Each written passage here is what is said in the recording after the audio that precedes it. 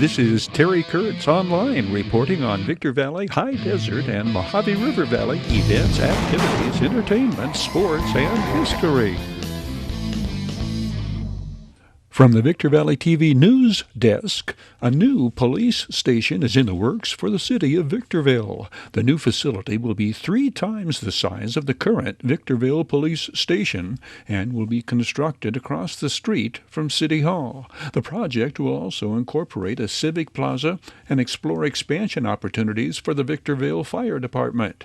The project is being funded through federal American Rescue Plan Act dollars. Victorville's current police station on Amargosa Road was built in 2001 when there were 57 sworn officers serving a population of 67,854 residents. Since then, the Victorville population has grown to 135,000 residents, and the number of sworn staff has nearly doubled to 105. In the past 2 years, the city of Victorville added 11 police personnel, 5 code compliance officers, and expanded fire and medical service with the opening of Fire Station 315. As for the new to-be-constructed police station, no timetable for completion of the project was given in the city of Victorville press release. With public safety and law enforcement our topics, TKOL flashes back to a 2012 episode of a program called Our Community. Juvenile delinquency, specifically the issue in the program, hosted by Giles Smith. On this program, juvenile delinquency and the gang fight in our communities. We hear from law enforcer and town councilman Rick Raleigh, Sheriff's Deputy Claude Morris, and San Bernardino County Chief Deputy District Attorney Gary Roth. Rick Raleigh leads the fight against crime from 2 fronts, law enforcement and Apple Valley Town Council. So Rick, how many years have you been in law enforcement? Over 38 years now, Giles. I began my career in LA County in the early 80s and came to this department about 30 years ago. Did most of my patrol time in the High Desert here, Victor Valley area, and specialized in patrol. And I worked narcotics for many years, worked corrections and internal affairs. So I've got quite a broad experience in law enforcement with this county. Exactly what is a juvenile offender? A juvenile offender is anyone under 18 years of age commits a crime as a juvenile. What are some of the common crimes that juvenile offenders commit? A lot of vandalisms, tagging, residential, commercial burglaries, and car thefts. Usually thefts and those types of crimes. I understand that the rates of juvenile delinquency is going down, or the gang rates are going down. What can you attribute to that? Well, they're going down in certain areas. Overall, the trend in the country of the last couple of years is crime has actually gone down. Unfortunately, in certain areas of the High Desert, crime has gone up as much as 30%. And gangs play a big part in juvenile crime. Gary Roth is San Bernardino County Chief Deputy District Attorney.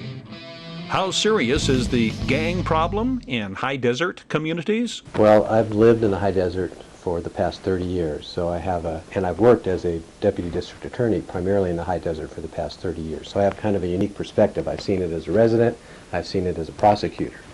And when I first started here in 1980, we didn't have a gang problem in the High Desert whatsoever. I mean, it was very minimal, if at all. And we had 6 prosecutors in our office here in Victorville. Today, we have 30 prosecutors in the Victorville office, and we have a huge gang problem. And it's probably still understaffed. Well, yes, it is. But I mean, we've come a long way. Yeah. And it's to the point where we actually have a gang unit with 3 prosecutors who do nothing but prosecute gang members for committing serious violent offenses. Smash, Shock, Pell, programs with proven track records, fighting gangs and juvenile crime. So Rick, tell me about the PAL program. Well, the PAL program is the Police Activities League, and it was first started here in Apple Valley a few years ago, and since then the city of Hesperia and the city of Victorville have incorporated PAL into their juvenile prevention system, prevention of crime, juvenile crime. So Deputy Morris, what is PAL? It's PAL is the Police Activities League. It is a nonprofit organization that we've established here for the town of Apple Valley. It's AVPAL, and it started on the East Coast back in the 1800s when, like, specifically New York Police Department. They started it as a quasi-intervention program with the youth in the area and a way to keep the kids occupied in a productive way off the streets and get it so there's a direct link between law enforcement and children in the community so they don't fear us. They learn to respect us and work with us rather than running off. And under our PAL here in Apple Valley, we have three basic components. There's the youth center located over James Woody Park. Has multitudes of different things, keep them occupied in there. We do barbecues, different games with the kids, and it ranges from 10 years old all the way up to 17, just before they turn 18. There's the boxing program also, starts at 8 years old, and those kids have a couple hours, and then it moves in to the older kids, 12 to 18 there. Both those places are open Monday through Friday, and then the main program that we offer that has gotten the most attention is the SHOCK program. SHOCK stands for Self-Discipline, Honor, Obedience, Character, and Knowledge. It's a 10-week intervention program. So basically a breakdown of what PAL is for Apple Valley. Well, how is the program funded? It's privately funded through individual donations throughout our community, and then corporations and small businesses. And this is why we only accept kids that are either live in Apple Valley or are attending Apple Valley School District for the SHOCK program and Boxing and Youth Center. Well, this is not a boot camp kind of location, kind of program, is it? No, absolutely not. It's completely voluntary by the children that participate in it. And some of the people view it as a boot camp, especially when they see Marines or that are assisting with our program. And then there is some yelling involved, but that's primarily during the start of the program because we're trying to break down some of these bad habits that these children have developed over the years or months. And once we break down a group of those bad habits, then we start to rebuild them. The yelling subsides. How do you expose youngsters to the realities of a life of crime? Well, one way we do this, Giles, is through the SHOCK program. And we take the juveniles actually into the county facilities with the inmates and take them on a tour and let them see how they actually live in there, because the living conditions are not very favorable in county jail. The food's not very good, there's not very much freedoms in there, and we actually let them talk to inmates who are in there for serious crimes and let them see what the future holds if they commit these types of crimes. One of the things we learned is no matter how quickly we can put gang members in prison, once we do that, the next day the gang is out recruiting new members. So if we want to stop the gang problem, we have to stop that supply of new recruits that are drafted into these gangs. And they're targeting our youth. They're targeting students, children as young as elementary school kids, junior high school kids, high school kids. So we recognize that. And the statistics show, actually, the people they target, the youth that they target, are children that are not in school. They're out on the streets, they're ditching school, they're truant, they don't have the support system that they would have in school, they're not involved in activities at school, they're not studying, they're out on the streets. They don't have a sense of self-worth that they get from being involved in wholesome activities, so they're ripe for the picking for these gangs. Some legislative measures prove counterproductive, thwarting our community's efforts to reduce gang-related crimes.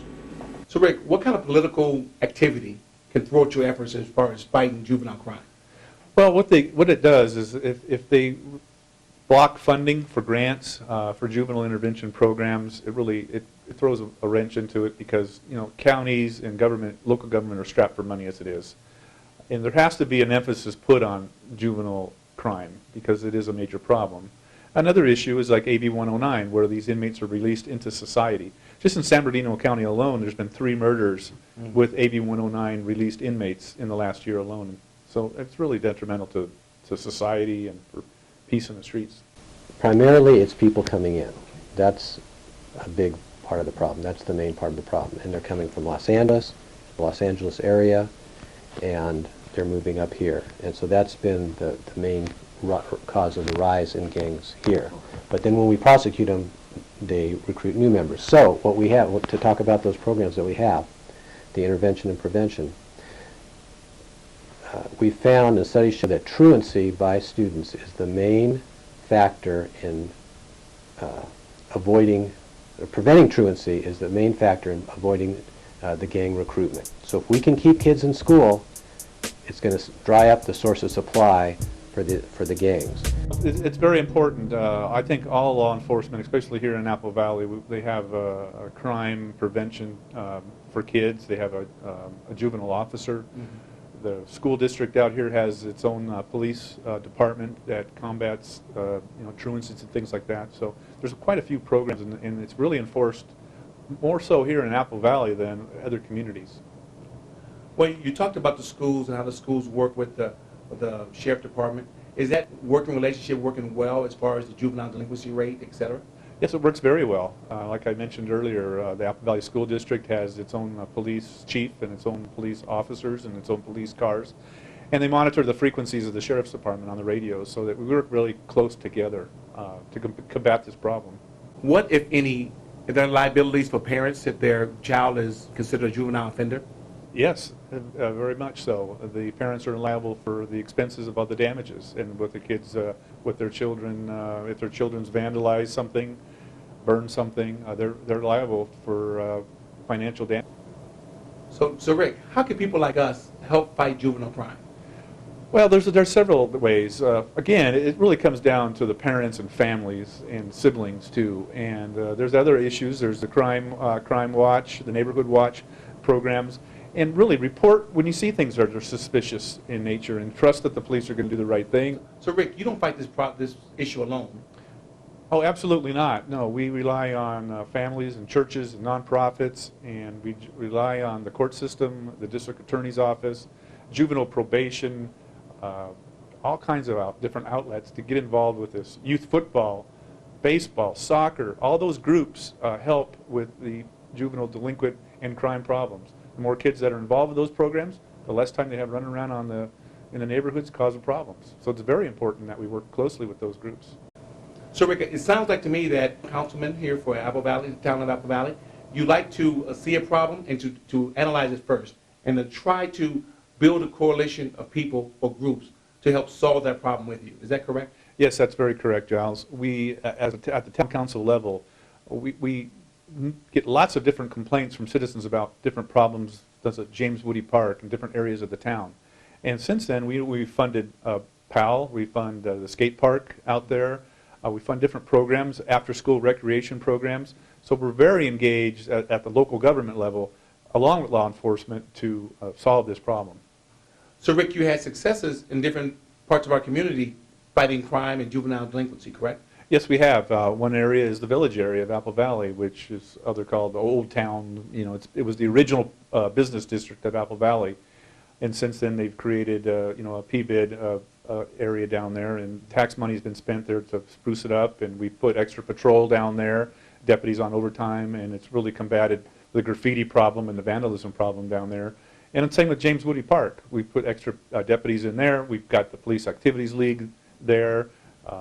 We've done numerous patrols to try to get the people from drinking in the park and things like that to kind of spruce it up. So we really did have some good successes in the town of Apple Valley. So Rick, as you were talking about, it takes an average of $49,000 in California to put someone in prison.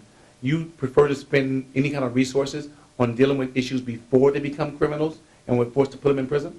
Oh, absolutely. If a kid gets arrested as a juvenile and then moves on and gets arrested and goes to state prison, really it's like a college for criminals going to prison. So we want to make sure that they stay out of the detention system and get them early in life.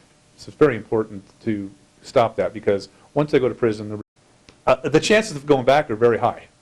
In fact, the stats show that over 75% of people go back to prison a second time. That seems like a complete waste of resources. It is. That's why we've got to put resources in preventing these kids from moving into the prison system.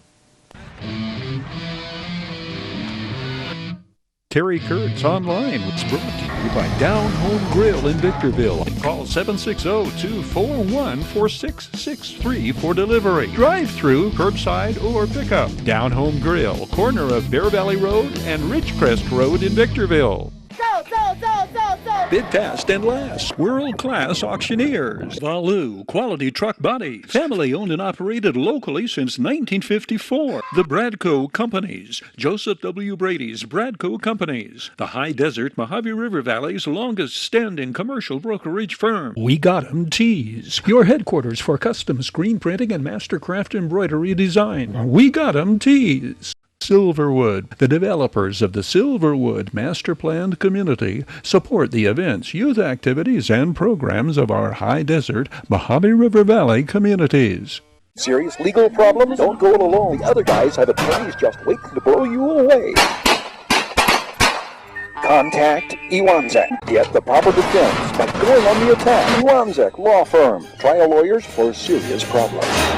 And by the Community Table Restaurant in the Holiday Inn in Victorville. The Holiday Inn, conference and convention center for the High Desert, and favored destination for travelers and visitors to the Victor Valley. Terry Kurtz here, throwing out an invitation for you to catch up with High Desert Sports activities. Your High Desert Sports Report, showing 3 times every day on Victor Valley TV. 7 and 11 every morning, 4 every afternoon. What time is it, sports fan? It's time for your High Desert Sports Report! Your half-hour High Desert Sports Report. We hope you'll join us right here on Victor Valley TV. Joseph W. Brady is all smiles on this Victor Valley College Progress Report. Terry, I'll tell you this. You know, you know as well as I do, because you're a sports fanatic, and so am I. And I didn't realize when the UCLA Bruins were running so hot, back in the late 60s and 70s. You can ride this thing for as long as you can. Well, at Victor Valley Community College District, which is actually our official name, things are great. I mean, we've got Dr. Waltons has created a great team out there. The Educational Conference Center, which is a big project that I've been a huge supporter. That's under construction. They've poured the footings. They've got part of the foundation done. We're, according to John Nolan, who is what I call our second in command, he's in charge of that project. We're on time. We didn't lose a lot of time because of the weather. The school just hired a former graduate, somebody that is pretty well known as a radio host personality, Andrew Carvella. He was just hired by Robert Sewell, so he's going to be kind of our marketing guy. So, recently, some of the other projects that are going. So we've got the Rams Cafe. That was totally regutted. I mean, totally regutted. The completion is done. We're just now getting ready to staff that.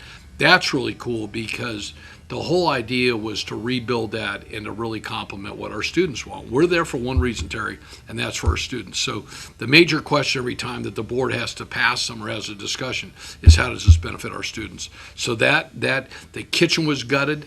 I mean, it's absolutely gorgeous on the inside. The Building 52 modernization, that is almost complete. I think we're voting on the furniture that goes on into it in this board meeting. Child Development Center exterior paint's been done and flooring. Building 10A exterior paint's been done.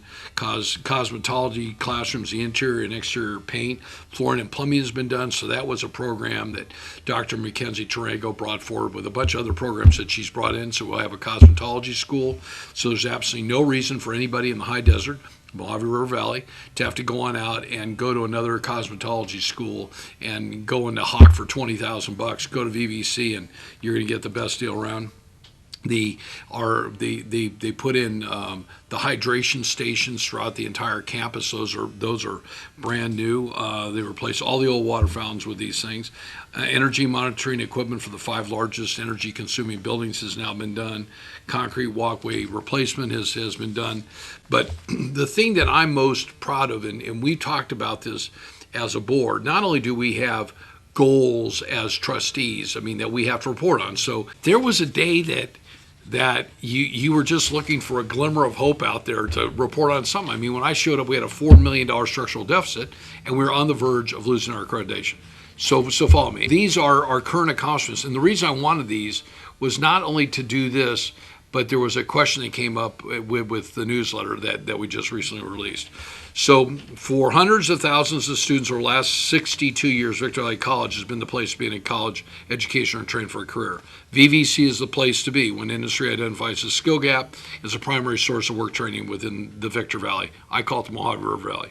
VVC has more closely matched its founder's vision of an institution that enriches the burgeoning community and helps students build a brighter future. Voters approved the formation of Victor Valley Community College in 1960, and VVC is now in its 62nd year of service to the community, with the first classes that were held in 1961 on the Victor Valley High School campus in Victorville. Most people don't realize. I mean, it goes back to the days of Tom Pinard and those guys. We serve a population of approximately 400,000 people in our region, and through the VVC Bridge program, we support 32 feeder high schools and 37 educational sites. That's just incredible. We offer an associate's in science and arts, a degree in 23 different disciplines, plus more than 100 certificates. VVC has over 1,050 employee partners, and the enrollment from 2021-22 is up 6% the prior year, moving VVC closer to pre-COVID enrollment. I can tell you this, since this was put out, we've not only surpassed that, we are the only community college in the state of California that's had an increase in our enrollment. Yeah. I mean, so we're doing so. We just won the John Rice Award for what we're doing on the diversity side and what we've done on making things better on the diversity and inclusion deal. We're talking and walking it. VVC has increased the college and career access pathways to 19 high schools, whereby high school students take college classes on their high school campus during their normal schedule. When we increase, so during COVID, what Dr. Walden and Dr. Todd Scott and all the deans did was they got together with staff members on out there. They made, from what we understand, well over 25,000 phone calls to some of our students that left. They didn't like taking classes online. Francisco Diaz, our vice president, his son left because he just didn't like that. He wanted the interaction. I mean, I'm one of those students. I want the interaction with somebody in class. I don't want to do it on Zoom. So they made all those phone calls, and boy, did it prove out. In May of 22, the college established the first VVC RAM Center to allow high school students direct access to VVC resources and enrollment, with an additional high school VVC RAM Center coming soon, and that was at Silverado High School. So that all came about because you've got former trustee Pinkerton on out there. I mean, he's like the kingpin. You walk on the campus with him midday, and he's even retired. And I mean, I don't think I've ever met anybody more popular in education there than Trustee John. But that tells you that these high schools want to have those little areas designated for us. Public safety program. Our campus is 252.6 acres. We feature a 9.83 acre recreational public safety center. Sorry about that, Tom. Which is out in Apple Valley, and that is just absolutely gorgeous. We just celebrated our 10th year out there. It opened in 2012, and we served over 19,670 students in the public safety programs. Our nursing program, we're still one of the tops in the entire nation. Our VVC Entrepreneurial Center now offers certificates in entrepreneurship that will open up shortly, and that's another great program. Our ASB is one of the most well-known ASB programs in the country, and people say, Joe, wait. You're a junior college. No, we're a community college. And let me tell you one thing. I'll put this ASB up against any other ASB in the country, and I think we're in like the top 25. We have an active group of students. They really care. So this year we added 12 new classrooms. We upgraded our food court, the Rams Cafe, created the esports competition room. We have. I just met with Dr. Walden. The cost for graduation is close to 125 grand this year. We can't do it up here anymore. We're doing it down at, I call it the Blockbuster, and that's on, I think, on June 14th. And we've had the 3 largest graduating classes of all time. So what's going on at VVC? I mean, I'm telling you, there are great things going on, and it's really led by just a great group of deans and leaders that just have just a deep caring for student success. And you know, Terry, I got to say this. I'm really lucky that I'm a part of it. I work with 4 other great trustees. We get along. We pride ourselves on the outcome. And I'll say this. I'm proud to be a member of the Society of Industrial and Office Realtors. It's a prestigious designation. You can't buy it, you got to earn it. Between them and the NAIOP, National Association of Industrial and Office Properties, their board, there is now discussion by the NAIOP board and by those in the industrial development industry that they would like to see a 4-year university on up here in the high desert someday. Well, I think there's some challenges to getting to that. You know, you need to think big in order to get there. I work closely, I sit in the executive board of SIOR, but some of our members in SIOR also sit on NAIOP. Kim Schneider, who's president of Prologis for the Western Division, is the president this year of NAIOP.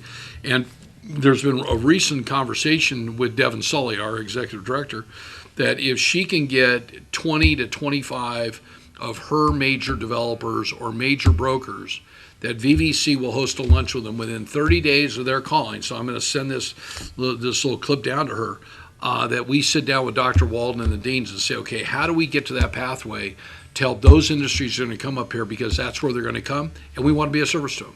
So Devin, I'm going to send this video down to you. You can cut it as you want. You can work with Terry Kurtz, but I really do encourage you to have that dialogue. Give me a call. I'll work with Michelle Painter immediately on clearing, a 2-hour period of time for lunch. If we can't do a lunch, maybe it's an early, maybe it's a coffee. But I'll tell you this: Victor Valley Community College is there to serve the industry and all the industries out there. And I think that's really, I think that's been part of the change that we've seen, that we've got that new connection. So thanks, Terry, for allowing me to pitch a place I'm incredibly proud of as Vice President of Victor Valley Community College District. Thank you for joining us on this VVC Progress Report. Hope you can be with us again next time around.